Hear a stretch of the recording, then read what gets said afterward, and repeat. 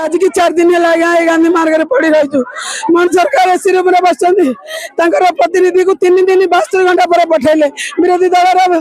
मंत्री जो विधायक मैंने आसिले शुणिले विधानसभा झाड़ उठेले आमर जे नेतृत्व नौ जोगेन्द्र स्वाई आमर सुभाष सिंह सर विधानसभा कथा उठेले आसिक आम कथा को प्रतिश्रुति खाली देले हाँ बुझे माँ मैंने तमें आम माँ तमें आम भौणी आम गाँव लोक कहीकि सांत्वना देले मुख्यमंत्री सारे कथा करेबे कहले 9टा 10 सुधा आम तुमको जनइबू मास्टर मैंने आसिले रेगुलर कर इनाम नहीं सरकार आमको पकड़ रखला गोटे मार स्वामी आज चलीगला मरीगला सी केमी जीव ता स्वामी को देखिपार ना तार गोटे मार भाई मरीगला काली गोटे माँ पारालीस होगा धारणा पड़ी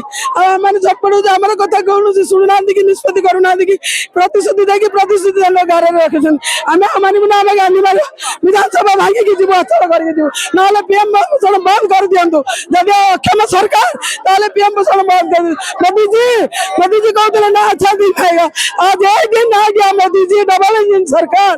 अच्छा दिन आया नहीं बुरा दिन देखना पड़ा अब क्या शासन करेंगे मोदी जी हम यही बात बोल रहे हैं आपको अच्छा दिन हम लोग का नहीं आया हुआ आज तक